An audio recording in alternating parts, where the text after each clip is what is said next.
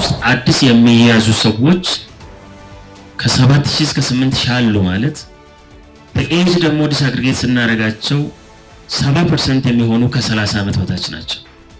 ይሄ ማለት አሁንም ቫይረሱ እየተንሸራሸረ ነው ማለት ነው። በመካከለኛው ምስራቅ ሰማይ ስር እየተከናወነ ያለው ጉዳይ በአንድ በኩል እጅግ ዘመናዊ የቴክኖሎጂ የበላይነት የሚታይበት፣ በሌላ በኩል ደግሞ ከፍተኛ ሰብአዊና የንብረት ጉዳት እየደረሰ ያለበት አሳዛኝ ሁነት ሆኖ ቀጥሏል። የዘመናዊ ጦርነት መልክ ተቀይሯል። ሰማዩ በሰው አልባ አውሮፕላኖች ወይም በድሮኖች ሲሞላ፣ ምድሩ ደግሞ በሚሳኤል ሩምታ ይናወጣል። ሩሲያና በዩክሬን መካከል ያለውን 4 ዓመታት የተጠጋውን ጦርነት ለማስቆም ስምምነት ለማግኘት የሚደረጉ ጥረቶች እየተፋጠኑ በመጡበት በአሁኑ ወቅት በአሜሪካ ልዩ ልዑክ ስቲቭ ዊትኮፍ በሚቀጥለው ሳምንት ሞስኮ ሊጎበኙ መዘጋጁ ከፍተኛ የክሬምሊን ባለስልጣን አረጋግጠዋል። ማችን እኩል የማያልቅ ከሆነ በተለያዩ ችግሮች ሊያሳየን ይችላል። ከነዚህ መካከል የአላይመንት ችግር፣ የአረግራጊ ክፍል ወይ ደግሞ ሰስፔንሽን ችግር ወይም በትክክል የጎማ አየር አለመሞላት ችግር ሊሆን ይችላል። ጤና ይስጥልን የተወደዳችሁ ተመልካቾቻችን፣ እነሆ ሰዓቱ ደርሶ ሀገሬ ዜና ተጀምሯል። ከዜናዎቹ ጋር እሱ ባለው ጋሻው አብሬያችሁ ቆይታ አደርጋለሁ። አብራችሁ እንድትሆኑ ደግሞ አክብሮታዊ ግብዣዬ ነው። በኢትዮጵያ በየዓመቱ በኤችአይቪ ቫይረስ የሚጠቁ ወጣቶች ቁጥር እየጨመረ መምጣቱ ተገልጿል። በዓመት ቫይረሱ በምርመራ ከሚገኝባቸው 7000 ያህል ሰዎች መካከል ግማሽ ያህሉ በወጣትነት እድሜ ክልል ላይ ያሉ መሆናቸው ተነግሯል። ምህረት ደግፍ በኢትዮጵያ በየዓመቱ በኤችአይቪ ቫይረስ የሚጠቁ ወጣቶች ቁጥር እያሻቀበ እንደሆነ ተነግሯል። ይህ የተነገረው ኤድስ ኬር ፋውንዴሽን ኢትዮጵያ 10ኛ ዓመት የምስረታ ክብረ በዓል ባዘጋጀው መርሃ ግብር ላይ ሲሆን በየዓመቱ በሚደረጉት ምርመራዎችም ከ7000 በላይ አዳዲስ ተጠቂዎች እንደሚገኙና ግማሽ ያህሉም በወጣትነት እድሜ ክልል ያሉ መሆናቸው ተጠቁሟል። በአንድ ዓመት ውስጥ አዲስ የሚያዙ ሰዎች ከ7000 እስከ 8000 አሉ ማለት በኤጅ ደግሞ ዲስአግሪጌት ስናደርጋቸው 70% የሚሆኑ ከ30 ዓመት በታች ናቸው። ይሄ ማለት አሁንም ቫይረሱ እየተንሸራሸረ ነው ማለት ነው። እንግዲህ በሌላ ኢንፌክሽየስ ዲዚዝ ካየነው ይሄ በጣም ትልቅ ነው። በጣም ትልቅ የሚባል ቁጥር ነው። 7000 እና 8000 ሰው በየዓመቱ እንደ አዲስ ሲያዝ ይሄ ትልቅ ቁጥር ነው። የሞተውን ደግሞ ካየነው አሁንም ወደ 10000 11000 የሚሆን ሰው በየዓመቱ በኤችአይቪ ምክንያት ህይወቱን ያጣል። የግንዛቤ ክፍተት፣ የትኩረት ማጣትና ሌሎችም ችግሮች ቫይረሱ በስፋት በወጣቶች ላይ እንዲስፋፋ ማድረጉ የተመላከተ ሲሆን ጉዳዩ ትኩረት ተሰጥቶበት ሊሰራበት እንደሚገባም ተገልጿል። አሁን ያለው አንደርስታንዲንግ ኤችአይቪ ጠፍቷል፣ አያስፈልግም፣ ስለዚህ እየተወራ አይደለም፣ ቢጠፋ ነው የሚለው ነገር አሁንም እሱ መስተካከል አለበት። ሁለተኛ አሁንም ስቲግማ ዲስክሪሚኔሽን አለ ወይም ደግሞ አድሎና መገለል፣ ይሄ መቅረት አለበት። አለን እያጋጠመን ያለው የመድኃኒት የፈንድ እጥረት ነው። ስለዚህ አገራችን ራሷን የምትችልበት የሀገር መንግስት አሁንም ያሉትን ክፍተቶች እያየ ትኩረት ሰጥቶ እነዚህን የሚያጋጥማቸውን ክፍተቶች እየሞላ የሚሄድበት መሆን መቻል አለበት። ትኩረቱን በኤችአይቪ ቫይረስ መከላከል መቆጣጠርና መግታት ላይ አድርጎ እየሰራ የሚገኘው ኤድስ ኬር ፋውንዴሽን ላለፉት 38 ዓመታት በዓለም አቀፍ ደረጃ 50 በሚሆኑ ሀገራት በአፍሪካ ደግሞ 15 በሚያህሉ ሀገራት ላይ ከ2.7 ሚሊዮን ለሚበልጡ ሰዎች በኤችአይቪ መከላከልና ሕክምና አገልግሎት መስጠት መቻሉ ተገልጿል። በኢትዮጵያ ደግሞ ላለፉት 10 ዓመታት በርካታ ስራዎችን ሲሰራ መቆየቱን በኤድስ ኬር ፋውንዴሽን የኢትዮጵያ ዳይሬክተር የሆኑት ዶክተር መንግስቱ ገብረ ሚካኤል ገልጸዋል። ኢትዮጵያ አሁን አገልግሎት በሚሰጥባቸው ወደ 20 ወደሚደርሱ ተቋማት አሉ። በእነዚህ ውስጥ ወደ 73059 የሚሆኑ ሰዎችን ሰርቭ እያደረገ ይገኛል ማለት ነው። አለርት ሆስፒታል፣ አዳማ ሆስፒታል፣ ፈለገ ህይወት አማራ ውስጥ፣ ጎንደር፣ ሐዋሳ የመሳሰሉ ስለሆነ ወደ እነሱ መሄድ እንዳለብንም ወስነን እነሱን ሰፖርት ማድረግ ጀመርን ማለት ነው። በተጨማሪም ደግሞ ከዚህ ቀደም ለረጅም ጊዜ ሀገራችን ውስጥ አገልግሎት የሚሰጠውን መቅደም ኢትዮጵያን ናሽናል አሶሲዬሽንን ሰፖርት በማድረግ በአጠቃላይ በአሁኑ ሰዓት ወደ 20 የሚሆኑ በዚህ 10 ዓመት ጊዜ ውስጥ ወደ 20 የሚሆኑ ተቋማትን እየደገፍን እንገኛለን። በእነዚህ ተቋማት ውስጥ ደግሞ ለ73000 የሚሆኑ ኤችአይቪ ፖዚቲቭ ሰዎች አሉ ማለት ነው። ካለፉት 3 ዓመታት ወዲህ ደግሞ የኮንዶም ስርጭት እጥረትም ስለነበረ ኤችኤፍ በራሱ የሚያስመርታቸው ኮንዶሞች አሉ። ከነዛ መካከል ሀገራችን ይሆናል ብለን ያሰብነውን ላቭ ኮንዶም ኤችኤፍ ላቭ ኮንዶም የሚባለውን በየዓመቱ ከ2 እስከ 2.5 ሚሊዮን ኮንዶሞችን ወደ አገር ውስጥ በማስገባት እንዲሰራጩ ለማድረግ ችለናል ማለት ነው። ይሁን እንጂ የሀገሪቱ የጸጥታ ችግር፣ የወረርሽኝ መስፋፋትና ሌሎችም ችግሮች አገልግሎቱ እንዳይስፋፋ ማድረጉንም ዋና ዳይሬክተሩ አክለዋል። በተለይ ደግሞ የግብአቶች እጥረት ነበረ። የቴስት ኪት፣ የኮንዶም እነዚህ እጥረቶች ነበሩ። እነዚህ በቀላሉ ለማግኘት እንቸገር ነበረ። ለመግዛትም ሀገሪቱ ውስጥ የነበሩ አውትሌቶች በጣም ውስን ስለነበሩ በግብአቶች በኩል በጣም እጥረቶች ነበሩ። በመካከል የሚፈጠሩ ኤፒዴሚኮች እንደ ኮቪድ የነበሩ ኤፒዴሚኮች፣ አንዳንድ ቦታዎች ደግሞ የሚነሱ ወረርሽኞች፣ እነዚህን ደግሞ በስራዎቻችን ላይ የራሳቸው አሉታዊ ተጽዕኖ አሳድረውብናል ብለን እናስባለን። ከዚህ በላይ መሄድ የምንችልበትን ነገር አሳጥቶናል። ሌላኛው በሀገራችን አንዳንድ አካባቢዎች ያሉ የግጭቶች ምክንያት ፕሮግራሞቻችን እንደፈለገ ማስፋት አለመቻላችን ወይ መዘግየቱ የመሳሰሉት ነገሮች እንደተግዳሮት ላነሳቸው ይችላል። ፋውንዴሽኑ ከኤችአይቪ ባሻገር ለአባላዘር በሽታዎች መታከሚያነትና አገልግሎት መስጫነት የሚያገለግል ክሊኒክም በዛሬው ዕለት ያስመረቀ ሲሆን የጤና ሚኒስቴር የስራ ኃላፊዎችን ጨምሮ በዓለም አቀፍና በአፍሪካ የፋውንዴሽኑ የስራ ኃላፊዎች እንዲሁም ተጋባዥ እንግዶች በተገኙበት 10ኛ ዓመት የምስረታ በዓሉን በዛሬው ዕለት አክብሯል። ለህፃናት ምቹ ሁኔታን ለመፍጠር የማህበረሰቡ አስተሳሰብ ተግዳሮት መሆኑ ተገልጿል። በሀገር አቀፍ ደረጃ በቅድመ ልጅነትና የሴቶችን ኢኮኖሚያዊ አቅም በማጎልበት ዙሪያ የተሰሩ ስራዎችን በተመለከተ የሴቶችና ማህበራዊ ጉዳይ ሚኒስቴር ከአጋር አካላት ጋር ውይይት አካሂዷል። ኃይለ ገብርኤል ታደሰ ተጨማሪውን አዘጋጅቷል።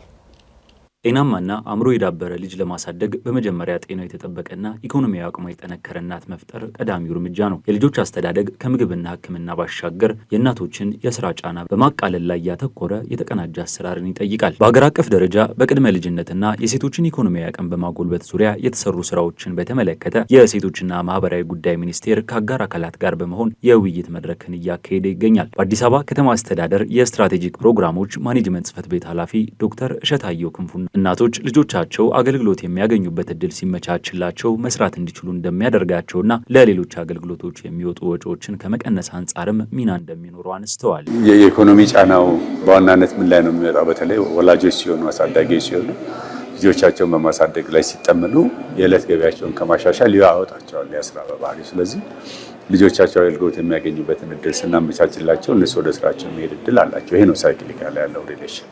ሁለተኛው አገልግሎቶቹ የልጆችን ሁለንተናዊ ጤና መጠበቅ ከቻሉ ለጤና ይከፈል የነበረው ወጪ ይመለሳል ማለት ነው። ሶስተኛው በዘላቂነት ደግሞ ልጆቹ ሁለንተናዊ እድገታቸውን ያረጋግጣሉ። ይሄ ነገ ያንን ቤተሰብ መልሶ ይተካል። ሁሉም ፕሮጀክቶቻችን በዚህ ቅኝት ነው የተቃኙት። ይህንን ማድረግ ያስችላሉ። በተለይ ዴይኬሮቹ በየወላጆቹ ቤት የምንሰጠው አገልግሎት እጅግ በጣም ጫና ለበዛባቸው እናቶችና ነፍሰ ጡር እናቶችና ህጻናት የምንሰጠው የቀጥታ ምግብ ድጋፍ እነኝህን ችግሮች ከማቃለል አንጻር በርካታ ውጤት ያመጣሉ። ፕሮግራሙ ከፍተኛ ወጪን የሚጠይቅ መሆኑን የገለጹት ኃላፊው ከተደራሽነት አንጻር ብዙ የሚቀሩ ስራዎች እንዳሉ ገልጸዋል። አክለውም ይህንን ፕሮግራም ትኩረቱን የሚያደርገው በጤና፣ በትምህርት፣ በመጫወቻ ቦታዎች፣ በህፃናት ማቆያ ቦታዎች ምቹ በማድረግ ላይ መሆኑን አንስተዋል። የህፃናት ማቆያዎች የተለያዩ አይነት ሲሆኑ ሙሉ በሙሉ በመንግስት የሚደገፉ፣ በህብረተሰቡ በተቋማትና ሌሎችም ያሉ ሲሆን በልዩነት ሙሉ በሙሉ በመንግስት የሚደገፉት ላይ ተጠቃሚ ለመሆን በኢኮኖሚያዊ ችግራቸው መሰረት የሚመረጡ መሆናቸውን ኃላፊው ጨምረው ገልጸዋል። ሞዴሉ ይለያያል። ለምሳሌ ፐብሊክሊ ፋይናንስድ የሚባሉት ሙሉ ወጪያቸው በመንግስት የሚደገፉት በዋናነት እጅ አጠር የሆኑ የኢኮኖሚ ጉዳት ለሚያጋጥማቸው ስለሆነ ማህበረሰቡና የአካባቢ መስተዳደር መዝግቦ ለይቶ ይሰጠናል ማለት ነው። ከዛ በተረፈ ያሉት ግን እንደየሴግመንቱ ስለሆነ የተለየ መስፈርት የለውም። የመንግስት መስሪያ ቤት ወይም በተቋማት ያሉት እዛ ያሉ ሰራተኞች እንዲገለገሉ ይደረጋል። በሂደት እናሻሽለዋለን ብለን እናስባለን። በዴይ ማዘርስ ወይም በዕለት እናቶች አካባቢ ያሉት ከፍሎ ነው የሚጠቀሙት። ኮሚኒቲ ራን የሚባሉ ደግሞ የአካባቢ ማህበረሰብ ራሱን ኦፕሬሽናላይዝ የሚያደርገው። የሴቶችና ማህበራዊ ጉዳይ ሚኒስቴር ሚኒስትር ዴኤታ ሂክማ ሀይረዲን በሀገር አቀፍ ደረጃ በቅድመ ልጅነት ስርዓት ተግባራዊ ለማድረግ ፖሊሲ ተቀርጾ እየተሰራ እንደሚገኝ ገልጸው ለዚህም ከሚመለከታቸው ሚኒስቴር መስሪያ ቤቶችና ከባለድርሻ አካላት ጋር ስራዎች እየተሰሩ እንደሚገኙ ተናግረዋል። በዚህ የተግባራዊነት ሂደት ግን በተግዳሮትነት የሚነሱት ማህበረሰቡ ላይ ያለው የአመለካከት ችግርና ተቋማት የህፃናት ማቆያ ቦታዎችን ለማዘጋጀት የተለያዩ ምክንያቶችን በማቅረብ ተግዳሮት መሆናቸውን አንስተዋል። ተግዳሮቶቹ ማህበረሰቡ ጋር ያለው አመለካከት አሁንም ለህፃናት ምቹ ቦታዎች መፈጠር አለበት ሲባል ቀደም ብሎ የነበረው አስተሳሰብ በዛ ልክ ስራውን ገፍቶ ለመሄድ ወይም ለህፃናት ምቹ ነገሮችን ከመፍጠር አኳያ ገና የሚቀሩ ነገሮች አሉ። ማህበረሰቡ ጋር የሚቀራል፣ ወላጅ ጋር የሚቀራል፣ እንደገና አመራሩም ጋር የሚቀሩ ነገሮች አሉና ይሄንን ያው የማስተማር ስራ፣ ግንዛቤ የማስጨበጥ ስራ ፕላስ ለስራው ደግሞ ሪሶርስ አለ መመደብ ይሄ ያስፈልጋል ሲባል አሁን ለምሳሌ አንድ ተቋም የህፃናት ዴኬር ያስፈልጋል ሲባል እዛ ለምትሰራም ሴት ሰራተኛ ፕላስ ለተወለደውም ህፃንም ልጅ ጥቅም አለው ብለህ ስታስረዳ ብዙ ትኩረት አለመስጠትና ተቋማቸው ለህፃናቱ ለሴት የመንግስት ሰራተኞች ምቹ ከማድረግ አኳያ ገና የሚቀሩ ነገሮች አሉ። በተጨማሪም ክልሎች ፕሮጀክቶቹ ተግባራዊ ለማድረግ ጅማሮችን ቢያደርጉም እንኳን በሚፈለገው ደረጃ ሙሉ ለሙሉ ተግባራዊ ከማድረግ አንጻር ግን አሁንም ጉድለቶች እንዳሉ ገልጸዋል። የእስራኤል የአየር መከላከያ መረብ በቅርቡ በተካሄደ የ12 ቀናት ዘመቻ ወቅት በዘመናዊ ጦርነት ታሪክ ከተመዘገቡት ከፍተኛውን የአየር ላይ ጥቃቶችን የመመከት ስኬት ማሳየቱን ከፍተኛ የመከላከያ ባለስልጣናት ገልጸዋል። የእስራኤል መከላከያ ኃይል እንደ አሮው እና አይረን ዶም ያሉ የተሻሻሉ የመከላከያ ስርዓቶችን በመጠቀም ከባሊስቲክ ሚሳኤሎች የተሰነዘሩ ጥቃቶችን የመመከት አቅሙ ከ86 በመቶ በላይ መድረሱንም ተነግሯል። ዳግም ተገኝ ተጨማሪውን አዘጋጅቷል። በመካከለኛው ምስራቅ ሰማይ ስር እየተከናወነ ያለው ጉዳይ በአንድ በኩል እጅግ ዘመናዊ የቴክኖሎጂ የበላይነት የሚታይበት፣ በሌላ በኩል ደግሞ ከፍተኛ ሰብአዊና የንብረት ጉዳት እየደረሰ ያለበት አሳዛኝ ሁነት ሆኖ ቀጥሏል። የዘመናዊ ጦርነት መልክ ተቀይሯል። ሰማዩ በሰው አልባ አውሮፕላኖች ወይም በድሮኖች ሲሞላ፣ ምድሩ ደግሞ በሚሳኤል ሩምታ ይናወጣል። እስራኤልም በጦርነቱ ሂደት ውስጥ ዓለም አይቶት የማያውቀውን የአየር መከላከያ ብቃት እንዳሳየች በኩራት የተናገረችበትን መረጃ ይፋ አድርጋለች። ባለፈው ሰኔ ወር ለ12 ያህል ቀናት በተካሄደው የእስራኤልና ኢራን ጦርነት የአየር መከላከያ አውታሯ በዘመናዊ ጦርነት ታሪክ ታይቶ የማይታወቅ ስኬት ማስመዝገቡን የመከላከያ ባለስልጣናት አስታውቋል። ይህን ጉዳይ በይፋ ያረጋገጡት የእስራኤል ሚሳኤል መከላከያ ድርጅት ዳይሬክተር የሆኑት ሞሼ ፓቴል ናቸው። በእስራኤል የሰው አልባ ተሽከርካሪዎች መከላከያ ኮንፈረንስ ላይ እንደተገለጸው የእስራኤል ዘርፈ ብዙ የአየር መከላከያ ስርዓት ከ99 በመቶ በላይ የሚሆኑትን የድሮን ጥቃቶች ማክሸፍ ችሏል። ይህ ብቻ አይደለም። ወደ ሀገር ውስጥ የተተኮሱትን ባሊስቲክ ሚሳኤሎች ደግሞ ከ86 በመቶ በላይ በአየር ላይ ያሉ አምክኗቸዋል። ራይዚንግ ላይን ወይም የሚነሳው አንበሳ በተሰኘው በዚህ ኦፕሬሽን ወቅት ከ1000 በላይ ሰው አልባ አውሮፕላኖች ወደ እስራኤል ተተኩሶ የነበረ ቢሆንም በእስራኤል የአየር ኃይል በምድር ላይ በተተከሉ የመከላከያ ቋቶችና ከአሜሪካ ኃይሎች ጋር በተደረገ የተቀናጀ ኦፕሬሽን አማካኝነት እነዚህን ድሮኖች ሙሉ በሙሉ በሚባል ደረጃ ማውደም ተችሏል። ድሮኖቹ በዘመናዊ ጦርነት ውስጥ ወሳኝ ሚና እየተጫወቱ ባሉበት በዚህ ዘመን 99 በመቶ የስኬት ምጣኔ ማስመዝገብ በወታደራዊ ሳይንስ አስደናቂ የሚባል ውጤት ስለመሆኑ ነው ባለስልጣኑ የተናገሩት። ይህ ውጤት የተገኘው ዝም ብሎ ምላሽ በመስጠት ብቻ ሳይሆን አደጋው ከመድረሱ በፊት አስቀድሞ የሚከላከል ስርዓት በመገንባቱ እንደሆነ ባለስልጣናቱ ያብራራሉ። እሾህን በእሾህ እንዲሉ በተፋላሚ ኃይሎች የሚፈጠረውን ቴክኖሎጂ በላቀና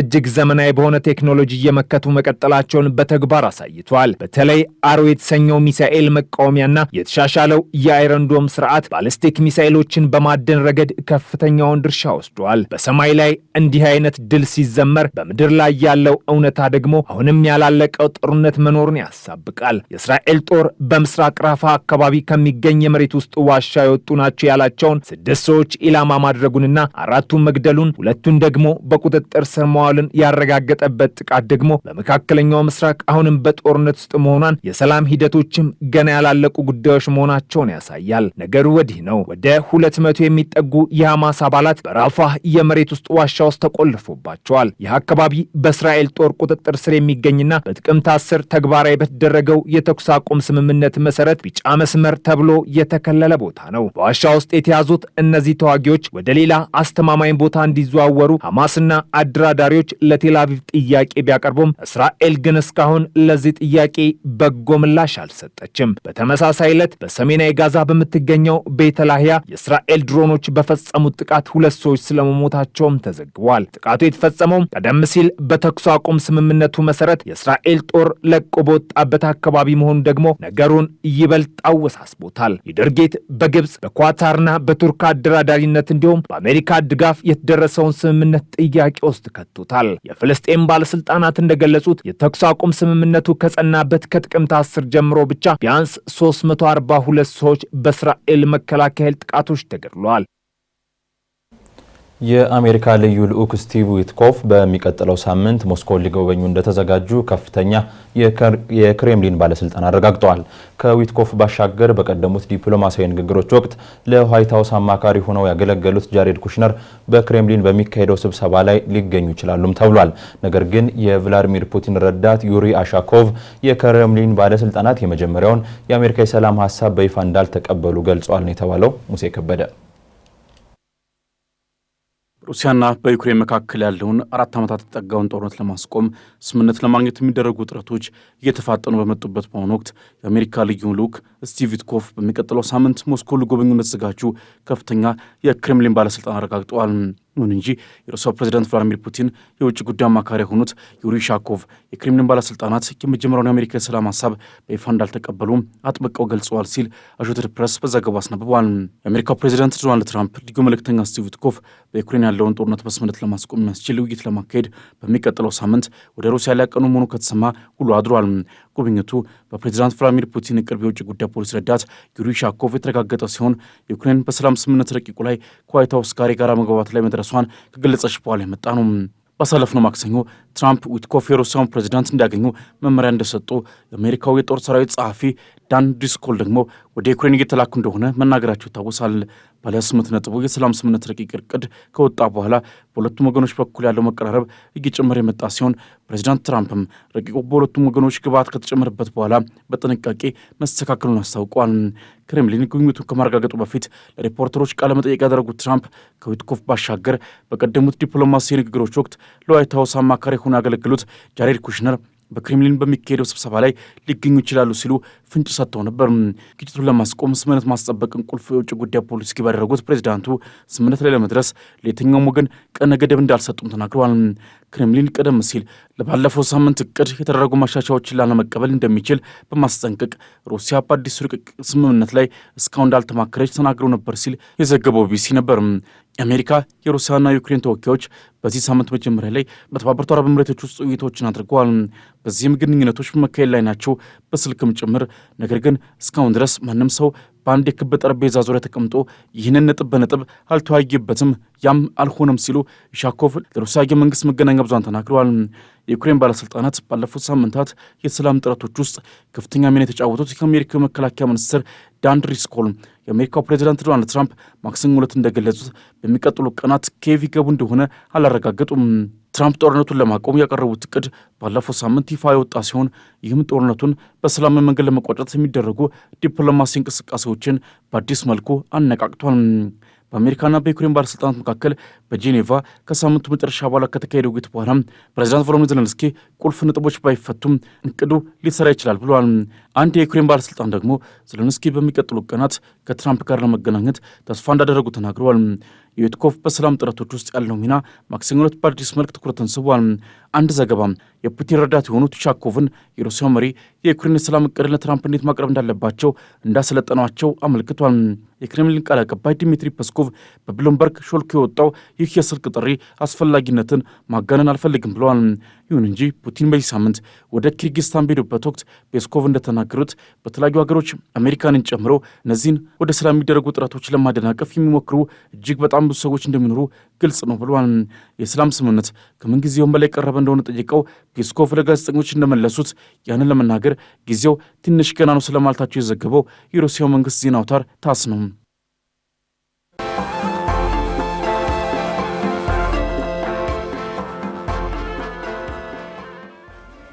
ሀገሬ ዜና እንደቀጠለ ነው። የተወደዳችሁ ተመልካቾቻችን፣ አሁን ደግሞ ወደ አጫጭር መረጃዎች እናልፋለን። አዲስ አበባ ከተማ በዓለም አቀፍ ደረጃ በዲፕሎማሲው ዘርፍ ያላትን ስፍራ ማላቅ የሚያስችሉ ስኬቶችን እያገኘች መሆኗን የውጭ ጉዳይ ሚኒስቴር አስታውቋል። የሚኒስቴሩ ቃል አቀባይ አምባሳደር ነቢያት ጌታቸው በሰሞነኛ ዲፕሎማሲያዊ ጉዳዮች ዙሪያ መግለጫ ሰጥተዋል። የደቡብ ምስራቅ እስያ ሀገራት የሆኑት የማሌዥያና ሲንጋፖር መሪዎች የሰሞኑ ይፋዊ ጉብኝት አንዱ ማሳያ ነው ሲሉም ቃል አቀባዩ አንስተዋል። ከቀናት በፊት አዲስ አበባ እንግዳ የነበሩት የሲንጋፖሩ ጠቅላይ ሚኒስትር ሎረንስ ወንግ ሀገራቸው በአዲስ አበባ ኤምባሲ ለመክፈት መወሰኗን ማስታወቃቸውንም ተናግረዋል። ከሲንጋፖር ባሻገር ማሌዥያ፣ ስሎቫኪያና ኢንዶኔዥያ በአዲስ አበባ ኤምባሲ ለመክፈት ውሳኔ ላይ ስለመድረሳቸውም ተነግሯል። በዚህም በአዲስ አበባ የሚከፈቱ ተጨማሪ ኤምባሲዎች ቁጥር 6 መሆኑን ጠቁመዋል።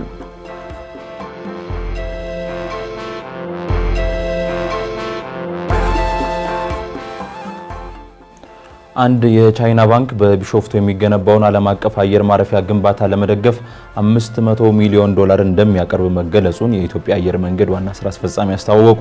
የኢትዮጵያ አየር መንገድ ግሩፕ ዋና ስራ አስፈጻሚ አቶ መስፍን ጣሰው ይህን የገለጹት በሞሮኮ ራባት እየተካሄደ ባለው የአፍሪካ ኢንቨስትመንት ፎረም ላይ ነው።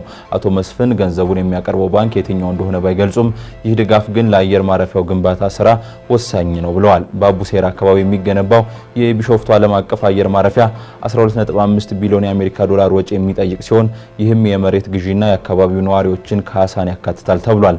ለግንባታ ስራው የሚውለው $8 ቢሊዮን በግል ባለሀብቶች የሚቀርብ መሆኑም ተገልጿል።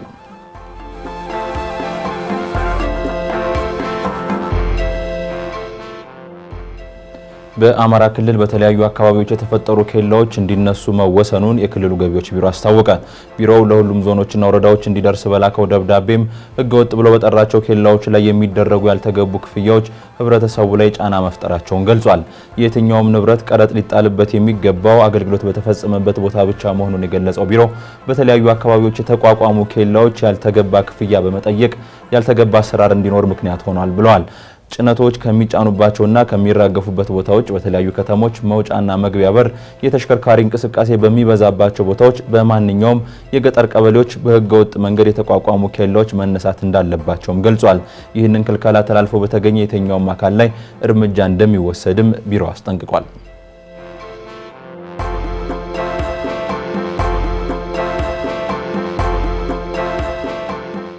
ፕሬዚዳንት ኡማሮ ሲሶኮ ኢምባሎን በቁጥጥር ስር በመዋል አንድ የጦር መኮንኖች ቡድን በጊኒ ቢሳው መፈንቅለ መንግስት ማድረጉ ተነገረ። በዋና ከተማዋ ቢሳው የተኩስ ድምጽ ከተሰማ በኋላ ብዙም ሳይቆይ ኢምባሎ በቁጥጥር ስር መዋላቸውን የሀገሪቱ ምንጮች አረጋግጠዋል።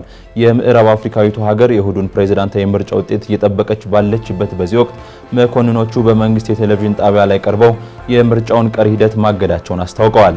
የወታደራዊ መኮንኖች ቡድን ሀገሪቱን ለማተራመስ ያሰበውን የፖለቲከኞች ሴራ ለማክሸፍ እየሰራ መሆኑን በመግለጽ የሀገሪቱ ድንበር መዘጋቱንና የሌሊት የሰዓት እላፊ ገደብ መጣሉን አስታውቋል። በሴኔጋልና በጊኒ መካከል የምትገኘው ጊኒ ቢሳው በተደጋጋሚ ለመፈንቅለ መንግስት የተጋለጠች ሀገር ስትሆን ከፖርቹጋል ቅኝ አገዛዝ ነፃ ከወጣችበት እንደ አውሮፓውያን አቆጣጠር ከ1975 አንስቶ ወታደሮች ተጽዕኖ ፈጣሪ የሆኑባት ታዋቂ አደንዛዥ እጽ አዘዋዋሪዎች ማዕከል ሆናለች ሲል አፍሪካ ኒውስ ዘግቧል።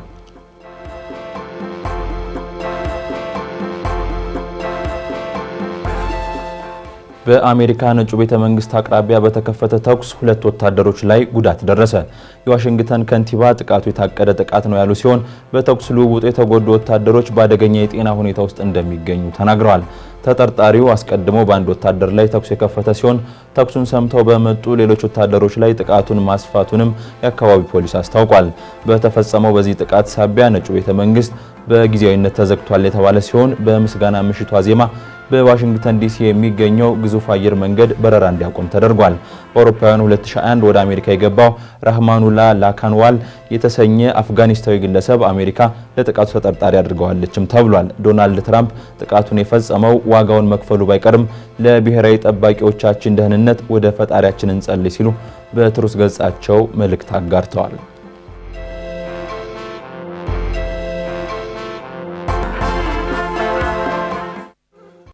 በዓለማችን ከ500 ሚሊዮን በላይ ሰዎች በስኳር ህመም እንደሚጠቁና በየዓመቱ ደግሞ ከ6 ሚሊዮን በላይ ሰዎች በዚሁ ህመም ህይወታቸውን እንደሚያጡ የሕክምና ባለሙያዎች ይገልጻሉ። ለመሆኑ የስኳር ህመም መንስኤና መፍትሄው ምንድነው የሚለው የዛሬው ጤና አዳም ጥንቅራችን ትኩረት ነው።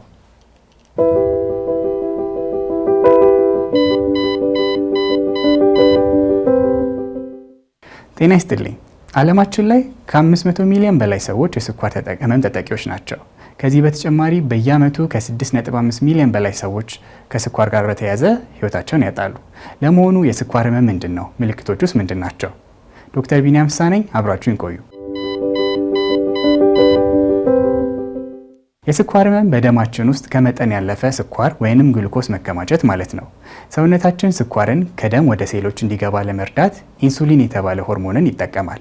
ነገር ግን በስኳር ህመም የተጠቃ ሰውነት በቂ ኢንሱሊን አያመነጭም ወይንም ያለውን በአግባቡ አይጠቀምም። በዚህ ምክንያት በደም ውስጥ ያለው የስኳር መጠን ከፍ ይላል። በዋነኛነት 2 አይነት የስኳር አይነቶች አሉ።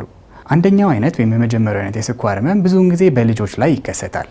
መንስኤው ኢንሱሊንን የሚያመርቱ ቆሽታችን ውስጥ የሚገኙ ህዋሳት መሞት ሲሆን በዚህ የተነሳ ሰውነት ሙሉ በሙሉ ኢንሱሊንን ማምረት ያቆማል።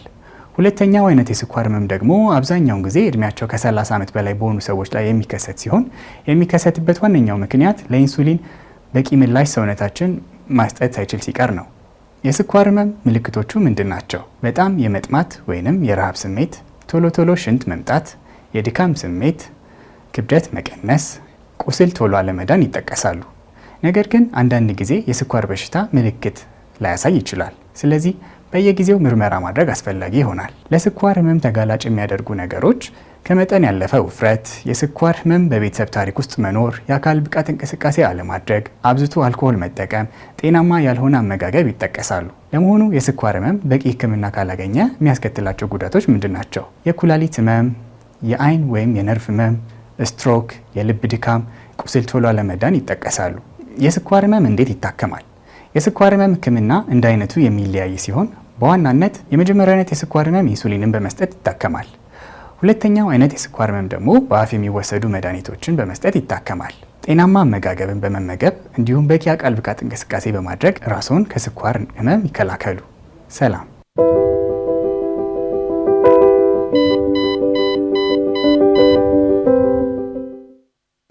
የመኪና ባለቤቶች ከሚያነሷቸው ቅሬታዎች መካከል የመኪና ጎማ ወጪ ይጠቀሳል። የጎማ ወጪ ለመቀነስና የተሽከርካሪ ጎማ መበላትን ለመከላከል ተገቢውን ጥንቃቄ ማድረግ እንደሚገባም ይነገራል። በጉዳዩ ላይ የአውቶሞቲቭ ባለሙያው ተከታዩን አዘጋጅቷል።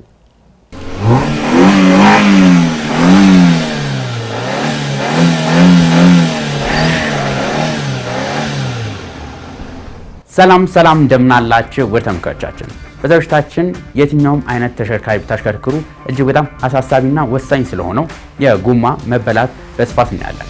ከመረጃዎቹ ጋር አብራችሁ የምቆየው የአውቶሞቲቭ ባለሙያ አዶንያ ብርሃኔ። መልካም ቆይታ። ከመኪናችን በጣም ወሳኝ ከሆኑ ነገሮች መካከል አንዱ የሆነው የመኪና ጎማ ነው። ጎማችን እኩል የማያልቅ ከሆነ በተለያዩ ችግሮች ሊያሳየን ይችላል። ከነዚህ መካከል የአላይመንት ችግር፣ የአረግራጊ ክፍል ወይ ደግሞ ሰስፔንሽን ችግር ወይም በትክክል የጎማ አየር አለመሞላት ችግር ሊሆን ይችላል። ይህንንም ጎማው የተበላበት ቦታ የሚነግረን የተለያየ ነገር አለ። የመጀመሪያው የጎማው በውስጥ በኩል ወይም በውጭ በኩል ብቻ የሚያልቅ ከሆነ ይህ የሚነግረን የመኪናችን አረግራጊ ክፍል ወይ ደግሞ ሰስፔንሽን ላይ በካምበር የሚባለው ላይ ችግር እንዳለ የሚያሳየን ሲሆን ይህም በአላይመንት መስተካከል የሚችል ነው። ሁለተኛው ደግሞ የጎማው አተላለቅ ከጎማው ውስጥ እንዲሁም ውጭ ሳይበላ የጎማው መሀለኛ ክፍል ብቻ የሚያልቅ ከሆነ የሚያሳየን ጎማው አየር በምንሞላበት ጊዜ ከሚፈለገው በላይ እየሞላ ነው እንደሆነ ነው። የጎማው መሀከለኛ ቦታ ላይ ቶሎ ሲበላ ይህንንም ሊያሳየን ይችላል።